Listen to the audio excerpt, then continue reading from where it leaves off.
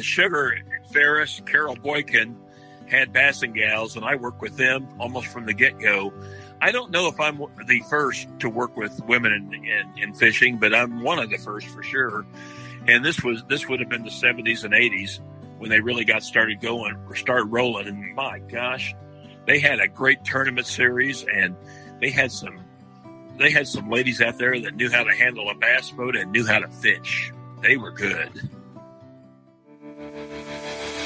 Welcome to the Woman Angler and Adventurer podcast, inspiring real women with a passion for fishing and the outdoors to go get their adventure on. Now, here's your fearless host, Angie Scott. Welcome, everyone, to this week's episode of the Woman Angler and Adventurer podcast. I have a very special guest with me this week, a very prolific outdoor communicator. 46 plus years in the industry, writing all kinds of stories and doing some great things in the fishing world. Actually a Freshwater Fishing Hall of Fame inductee, as well as Waterfowlers Hall of Fame inductee, Kenneth Kieser. Kenneth, welcome to the show today. Thank you, Ange. How are you? I'm doing great, and I'm excited to have you on because, you know, we first met, we're both members of AGLOW, which is the Association of Great Lake Outdoor Writers, and I remember meeting you for the first time back in 2018 when the conference was in Bismarck, North Dakota. So I'm excited to finally have you on the podcast. Oh, thank you. I'm very proud of the work you're doing. Oh, thanks. Yeah. And it was fun at that conference. I remember we got to go out fishing together one day on that angler quest. Yeah, we really tore the fish up that day, didn't we? Yeah. I caught a slimy pike, and it was a good time. And I think that was the catch of the day. Yeah. Yeah, it was a little slow that day, but we still had a great time. It's all about being out on the water and getting to know each other, and so I learned a lot about you that day, and I remember you told me some of the things that you've done in fishing over the years, and I kind of wanted to touch on that to introduce you to the audience. Well, first of all, so you're from Missouri, right? I am. I was born here in 1953, and in 1956, my great grandparents took me fishing, and they had cane poles for me to use, and my great grandma and I sit on a blanket on the bank together, and she always brought a tube of lifesavers, and she would always save me the red and the green ones. This is 60 some years later, and I still remember that. Wow. That's cool. I've heard, you know, when you introduce kids to fishing, the cane pole is actually a really good way to do it, or something similar, because you don't have distractions of having to learn a reel. Like you're just learning to set the hook at that point. Indeed, I teach some simplicity on introducing a child to fishing. These days, normally I'll go a Zebco 33 or a spin cast style reel because it's so easy to use, and most kids pick it up pretty quickly. But when a kid is really small, a cane pole is not a bad thing. Yeah. Yeah, and you've done quite a bit of work over the years educating kids on fishing, and you also had a program I remember you telling me about specifically for mentally and physically challenged kids. Indeed, I do. I've worked with, the story goes back quite a ways, and maybe I'll get into that when we talk about some of the women that I have worked with in fishing. Mm-hmm. In this case, Sharon Rushton, but oh my gosh, yes, I started the my kids fishing mentally and physically challenged fishing programs back in the late 70s, early 80s. So that is a while. Yeah. And was it a video series or what, or a book? No, in them days, they were just starting to really do videos. I wrote a book on it, and then wrote just tons and tons of magazine and newspaper articles on it, and physically set up these programs for people and communities around the United States. I'd hate to think how many thousands and thousands of those kids we had out there. And that's fun work, and that's sad work. Boy, you get close to some of these kids, and sometimes they leave you. They're not ready to go, but they go, and boy, it breaks your heart when they do. What are some of the things that you have to take into account when you're trying to teach a mentally or physically challenged kid how to fish? Well, on the physical side, when you're really when someone is paralyzed, that section of their body, it doesn't sweat, and they can't really feel that it's not sweating. They can't feel how hot it is because they're paralyzed, and it's not unusual for them to get dehydrated. And it's my understanding that physically challenged individuals outdoors have died from dehydration. That's something to really consider. On the mental side, it's just a whole new ballgame. I am a large person, as you know. I'm 6'5", and I have a rather deep voice and a rather loud voice. And when I am around these kids, I will kneel down to them and I will talk to them in a soft voice as possible, because if they have to look up to me and they hear this booming voice, it scares some of them. So you've really got to be cautious how you approach some of these folks. They're very special, and you'll never meet a more loving, happy group. But you've really, really got to be cautious especially when you first meet them. Yeah. Well, those are two good considerations to keep in mind. I'm heading down to Florida here pretty soon to spend a couple months over the winter time, and I like to go down there and fish and do some inshore fishing, a little bit different than freshwater fishing, as I'm sure you're aware. But there's a lady down there that I've in the area that I go to, Bradenton, and she, I don't know if you've ever heard of her. Her name's Chasten Whitfield. I've had her on the podcast before, and she takes challenged kids out fishing. And so I was just you recounting that just made me think of her. So still people out there doing that work for kids, and I think that's great. It's important. Our youth have never needed fishing more than they do at this moment. These kids are all looking at social media, and they know what's going on in this world. They see all the bad stuff, and you have COVID, you have this, and you have that. And they have never needed the good, clean outdoor experience more. And fishing is a beautiful outlet for boys and girls. And I do mean girls as well. It's very, very important to get those girls out there too. And I think people these days are more aware of that, and girls are fishing more. I'm really happy to see it too. That's something I started trying to promote, back early in my career, and actually did promote it, working with certain individuals in the arena. Yeah, that's great, and I love how you've always been a supporter of women in fishing. And another reason why I wanted to have you on the podcast is to kind of talk about that. Back in the day, I missed out on this, but I've heard stories of the great tournament trail that existed with the Bass and Gals that was led up by Sugar Ferris. And you got to work with some of these ladies, right? Sugar Ferris, Carol Boykin had Bass and Gals, and I worked with them almost from the get-go. I don't know if I'm the first to work with women in fishing, but I'm one of the first for sure. And this would have been the 70s and 80s when they really started rolling. And my gosh, they had a great tournament series, and they had some ladies out there that knew how to handle a bass boat and knew how to fish. They were good. But I wrote editorials for them for their magazine, and went to some of their tournaments and worked at them, and just very impressed with many of them. One was named Penny Berryman.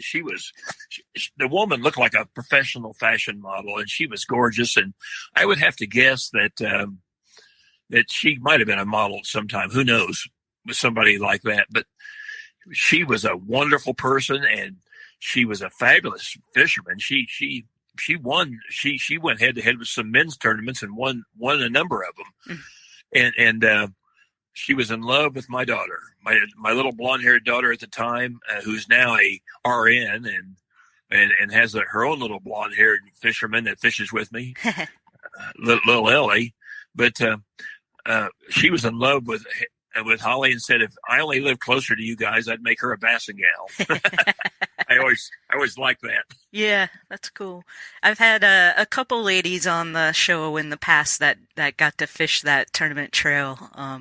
One of them's Linda Conder up in Minnesota. I don't know if you're familiar with her at all, but she had some. I remember her. I remember her name mostly. Okay, yeah, she had some pretty cool stories to tell. It sounded like these ladies are, it's kind of much like the ladies I fish with today on the Lady Bass Anglers Association. They don't care. They get out there and whatever's going on. It could be freezing cold, rain, thunder, lightning, whatever. They're out there competing, and they're just gritty, I guess is the word. And one time I was standing at a boat launch at one of them events, and I heard a couple of guys say, "Watch this." One of the gals, I don't remember which one, was backing a bass boat down to the water, and they thought, I guess they thought she was going to turn it every direction but straight. And she whipped it in there quicker than any of them could have. And I'm sitting there going, "Oh yeah," I didn't say a word. I'm sitting there going, "All right, yeah." That's cool. And how many boats did they have back then, like in their prime, like in a given tournament? Do you know? I don't recall ever seeing over 40 or 50. Okay. Cool. But there may have been. That I wasn't at every tournament, of course, but the ones I was at anyway, I don't recall seeing much more than that, if even that many. Yeah. Yeah. You gotta understand, it's been a long time ago. Right. But there was what the thing that really impressed me about it was they got the attention of a lot of other women in the country. Mm-hmm. We were coming out of the era where women were basically considered to be housewives, and the sad time when the men would go out and hunt and fish, and the women would sit home and cook dinner. Mm-hmm. Well, that has passed. Mm-hmm. And I'm happy to say it is. Another lady I want to talk about is Sharon Rushton. Sharon and I were very dear friends. And in fact, at one time, we probably could have been a couple. We were very close, but more close as working friends than we were as anything else. And Sharon wrote the program Hooked on Fishing, Not on Drugs, back in the 70s. And I worked that program with her and Dr. Andrew Klein in Kansas City and other areas. And that's how I happened to start doing my kids' fishing seminars. Sharon got me started. But she was a bassin gal, and she fished in the Bassmaster women's circuit, the short-lived women's circuit that was out there for a while, and she actually won one of the tournaments. Cool. I'm sad to say we lost her a couple of years ago. I did a lot of book signings with her. We were very close, but I just wanted to put her name in there because she was a woman ahead of her time for sure. Yeah, absolutely. I'm glad you did. We need a book now, Hooked on Fishing, Not on Social Media. Oh God, yes. Don't we though? Yeah. Boy, I tell you what, these stupid screens are addictive. Mm-hmm. From billion-dollar ad budgets and arena naming rights to tens of thousands of retail locations, big wireless providers spend big to appear like they're your only option. How do they afford it all? That big bill you get at the end of every month. Mint Mobile had a different idea. Instead of brick and mortar overhead, Mint Mobile is online only. What does that mean for you? A whole lot of savings, because wireless plans from Mint Mobile start at just $15 a month. That's unlimited talk, text, and data for just $15 a month. You'll save enough that you can get a brand new rod and reel for the upcoming season. For anyone who just hates their phone bill, Mint Mobile offers premium wireless for just $15 a month. All plans come with unlimited talk, text, and high-speed data delivered on the nation's largest 5G network. You can use your own phone with any Mint Mobile plan, and you can even keep your same phone number along with all of your existing contacts. By going online only and eliminating traditional costs of retail, Mint Mobile passes significant savings on to you. Switch to Mint Mobile and get premium wireless service starting at just $15 a month. To get your new wireless plan for just $15 a month and get the plan shipped to your door for free, go to mintmobile.com/waypoint. That's mintmobile.com/waypoint. Cut your wireless bill to $15 a month at mintmobile.com/waypoint. Even for us adults, occasionally. Yeah, I've been noticing myself. I'm like, you know what? I really need to limit how many times a day I look at this stuff. For more than 100 years, pheasant hunting has been a storied South Dakota tradition. And for the next century, South Dakota is focused on making pheasant hunting even greater. Welcoming more hunters to the field, showing the hunting community is for everyone. That's a legacy to stand the test of time. Go to huntthegreatestsd.com to hear stories from women who hunt and learn what makes South Dakota the world's pheasant capital. That's huntthegreatestsd.com. South Dakota, sportswomen welcome. Do you know, Angie, that I teach hunter's education classes, and one of the things I'll tell my class, especially when I have a girl in the class, which I often do, is that women have better hand-eye coordination than men. And they always have. There may be exceptions to the rule, but for the most part, they have better hand-eye coordination. Well, in other words, a woman has a better reaction time on setting the hook on a fish, or anything like that. And that's never really been publicized, but that's a absolute scientific fact. Yeah, a lot of when I go out with fishing guides and we get into conversation about women and fishing, they often tell me their favorite clients are women because they actually listen to what they're saying instead of trying to, think they know it all and do their own thing. And so they ended up often catching more fish than the guys because they're actually listening to what the guide's saying and trying to learn. And I think we're a little more patient too, it seems like. I can tell you this thing about a hunter's education instruction class. Women pay better attention than men do sometimes. Well, we have got now. You can't generalize. You can't say all men, right. Men, or all. But as a general rule, the women pay better attention. I had one come to a class one time, and she said, "I have never ever even touched a gun, but may I take your class?" I said, "Did you sign up for it?" "Yes." "Well, then sit down." She asked the best questions. She learned the best, and she was the only person that day to get 100% on her score. Yep, I was pretty impressed, and I think, it's just a time now. It's one of the best times ever for women because now they have clothes out there they can wear for hunting and fishing, and they have fishing rod and reels more suited to them, and of course even firearms. So these are really good times for women in the outdoors. It is, yeah. We're starting to make some strides, and still have a ways to go, but it is exciting to see it starting to come around finally. Well, I'm in your corner. Well, we appreciate your support and all the male supporters that we have out there because we need them. We're all better together. That's just the bottom line. So, yeah, like I said, these kids have never needed the outdoors more. And when I do a fishing seminar, and I teach, healthy kids seminars as well, and sometimes I just do fishing seminars. And when I do, it's not unusual whatsoever to have a woman walk up and say she's a single mother and she wants to know how to take her kids fishing. And I try to do what I can to talk her through it. I did write a book on it, and if I have a copy, I'll give it to them. And I'm getting ready to start doing a series of fishing seminars and possibly a new book for the church where I go. But it's a large church with a lot of outlets, so I'll be doing this program in a lot of different churches, I think, and just trying to introduce these kids to fish and get them out there. Yep. That's it. And we need to, in order for the future of the sport, we've got to get the kids involved. And so that's great. And thank you for everything you're doing to promote the sport of fishing and everything you've done.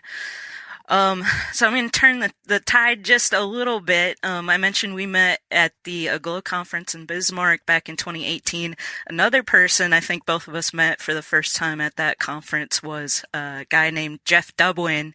And he and his wife, Mandy, I've had Mandy on the show in the past, but they had recently taken over a very historic company. In fact, next year they're going to be going into their 70th anniversary. And the company I'm talking about is Al's Goldfish Lure Company. And you had a interesting connection. I remember you saying, "Oh man, I love Al's. I used that as a kid." Talk a little bit about that lure and why it's so special to you. Well, it started out years ago on March the 1st every year at the lake where I live. They would stock trout, and they'd let it sit for a couple of days, and then they were allowed to fish for them. So me and my buddies from high school and junior high, we would hike over to the area, the dam area, and we would fish on the shoreline and catch trout every year. We just absolutely loved it, but we were always trying to find a better spoon to use, because that's basically, we use spoons and spinners. That's all we used. And power bait, of course, hadn't been invented yet, and so my father and I were down at a hardware store in North Kansas City, Missouri, and there was a card there, and it had these little goldfish on them with treble hooks, and you could see the shine from across the room practically. And I walked over and looked at them, and they were called Al's Goldfish. So I told my father I'd like to have one. He says, "Hey, Kenny, those things cost $1.25. I'm not sure we can spend that today." I said, "Dad, I'll throw hay bales, anything. I want one. I want to try one." So he gave in, and he bought me one, $1.25. The day we went fishing, I didn't tell the boys I had a different lure, because I had no idea what it was going to do. I didn't know what it looked like in the water, and I didn't know if I had just thrown it and weighed $1.25. And in 1964 or 65, $1.25 meant more than it does now. You can't even buy a candy bar for it now. But I cast that sucker in, and on the second cast, I whaled into a big trout. Fought him, got him in. Second cast, the next cast, another trout. Bang, bang, just like that. Limit was 2, I was done. And the boys, I got their attention. Suddenly, "What are you using?" "Well, I've got this lure." "Well, can we use it?" "No." So pretty soon they're trying to get it any way they can, include steal it from me. I'm not letting them get it. And finally I just gave up and like, "Okay, go ahead and try it." On the second cast, he hung it on a crappie bed and lost it. Oh no. But by that time we all knew about it. We knew where to find them. So we all went down there with our parents, and we bought more of them. And my gosh, I had a love affair with it. And I had several long after they went out of business, and I used them until I lost them all. Eventually they were gone. They drop fast, and you can hang them on brush, but boy, let me tell you, they have the best deep wobble, and they have the great flash. It's probably one of the best lures for attracting fish with flash I've ever seen. Yeah. You're a good angler. You probably have noticed the same thing. Yeah, I love the action on them. I love how far you can cast them. That's one of my favorite things about it. And I've used it in bass tournaments before where nothing was working at all, and then you catch a fish. So there's definitely something to be said for the Al's Goldfish lures. I always have one tied on, ready to go if I need it.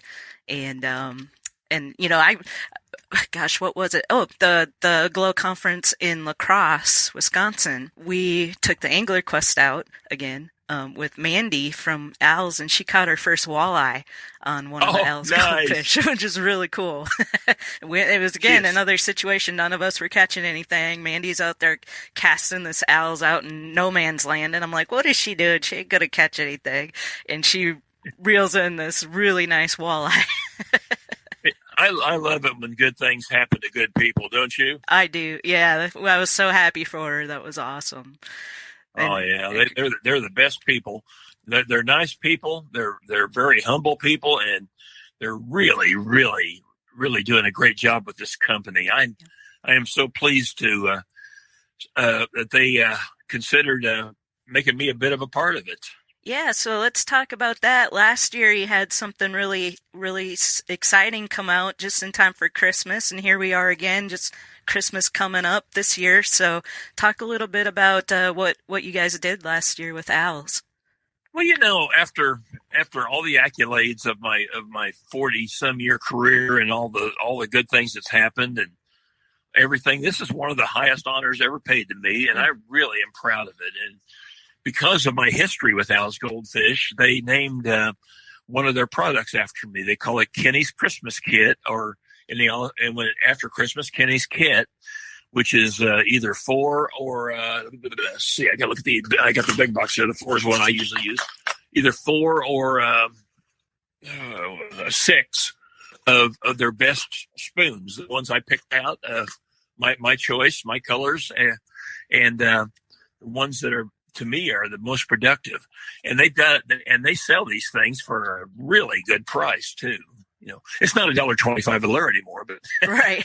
No, yeah, they've definitely gone up. But you know what? They're made right here in the USA, and that's something really special about Al's Goldfish Lure Company. And so it's worth, not only are they great lures, but to support a company that, manufactures their lures here in the United States is great and worth paying a little more for, I think. And so this kit, or the Christmas kit, it comes in a really nice case, labeled, and you got, like you said, your hand-picked favorite Al's Goldfish lures right there in the kit. And my signature. And your signature, yeah, and it makes a great Christmas present. So anybody that's still looking for ideas for their angler friends or want to introduce somebody new to fishing, that would be a great starter kit. Yeah, if someone is really worried about, with the shipping problems this year, if someone's worried about getting presents on time, Al's will get them to you within a couple of days. And is this available in stores, or do they need to go to the website to order it? Well, I think the kit has to be delivered off their website. You of course can get Al's Goldfish at Bass Pro Shop, and probably Cabela's too. Definitely Bass Pro Shop. Yeah, I've seen them all over Bass Pro. To get the Kenny's Christmas Kit, I think you have to go through their website and alsgoldfish.com, I guess. Yep, nice and simple. You just go to alsgoldfish.com. I just brought up the kit on the website here. I've got it in front of me. So like Kenny mentioned, you got the 4 lure option, or if you want a little bit bigger, a couple other extra options, you got the 6 lure kit. And both of them have just that really nice little tackle box that they come in, and it's just perfect Christmas gift. So yeah. Go to alsgoldfish.com. You can just search for Christmas kit, and it will come right up. So this is not a gimmick lure either. This is one of the best you can. Well, arguably the best spoon, in my opinion, the best, and certainly I've caught more on it than any other spoon. So awesome. I've been fishing for a long time. Yeah, and just really well made. Gonna last a long time as long as you don't get it hung up in a brush pile. Yeah, and it will catch any fish that eats fish. Mm-hmm. Yep, I've caught bass. Mandy caught that walleye. You've used them crappie, for trout. Big time crappie lure. Yeah, and even ice fishing. Those of you that are into ice fishing, they make lures that are great for jigging in the ice. So, and I'm going to be chatting with another angler, TJ Gramberg. I don't know if you know TJ, but she loves them for ice fishing. And now I don't ice fish because I live in Missouri, but is it the flash of the lure that makes it so good in that? I think so. Yeah, it definitely catches a fish's eye for sure. So irresistible. Cool. Well, awesome. Anything else you want to touch on, or you kind of mentioned some things that you got coming up with that possible project with your church, which is exciting. Anything else? Any other conferences coming up for you, or? Oh, just business as usual on this end, right? I'm still writing magazine and newspaper articles. If you can Facebook friend me and probably see some of this stuff, or you can Google Kenneth L. Kieser, Kieser, and see a whole bunch of stories and stuff. I don't even know what all's there. And you can do Kenneth L. Kieser, you can do Kenny Kieser, and you can do Ken Kieser, and all three names will bring up different stories I've written over the last X number of years. So if you want to check out some of my stuff, please do. And some of my books, I've written 9 books, so please check them out too. Yeah, definitely worth checking out. I mean, you're a multi-award winning outdoor communicator.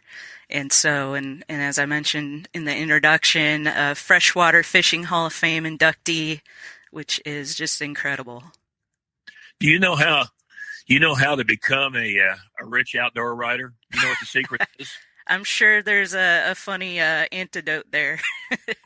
Marry a rich spouse. There you go. That's how you become a rich outdoor writer. Yeah, it's a tough gig, but you get to experience amazing things, and I think that maybe is the trade-off there. Well, you do, and yeah, the perks are beyond imagination. Imagine getting paid for hunting and fishing. Yeah, not a lot of people get to do that, so. Rough life. Yep. Well, thank you so much for coming on the show. I'm so glad we had the opportunity to do this, and hope everyone goes to lsgoldfish.com and checks out Kenny's Christmas kit. Merry Christmas to you, and you keep up the good work. I'm proud of what you're doing. Thank you so much. I'll do my best. All right.